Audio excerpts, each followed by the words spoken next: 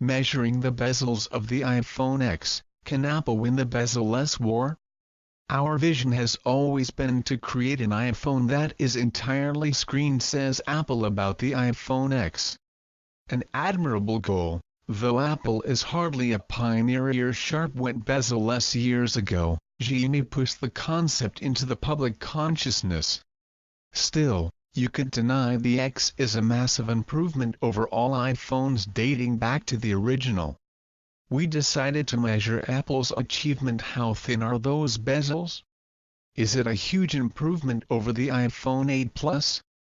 Obviously yes for the top and bottom bezels, but we think those are of secondary importance. It's the side bezels that matter with today's large screens. Thick side bezels can make the phone so wide as to be impossible to hold comfortably. We measured the side bezels of the iPhone X at 4.13 mm. That's almost a full millimeter thinner than the iPhone 8 Plus bezels, and don't forget any saving here counts twice. It's not as thin as it could have been though. The two Androids we used as control are both comfortably under 4 mm. Perhaps Apple didn't want to go too thin. The iPads have great palm rejection, but even then you don't want accidental touches. As you may have noticed, we didn't include the Galaxy flagships as their curved screens are difficult to measure but also exacerbate the accidental touch issue. Anyway, if you look closely, you'll see that the bottom bezel is slightly thinner than the side bezels. So Apple could have gone thinner but chose not to for one reason or the other.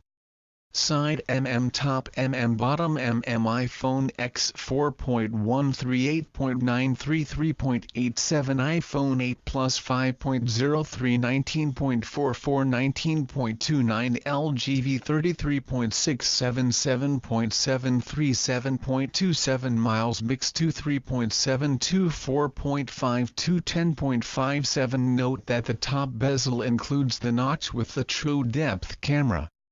It's impressive that this notch is smaller than the bottom bezel of the Xiaomi Mi Mix 2, even though it contains a minified Kinect.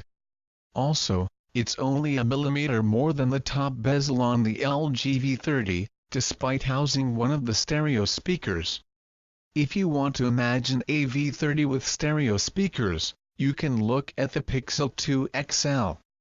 In short, Apple's engineers deserves kudos. Their product strikes a great balance between minimal dead space and ergonomics.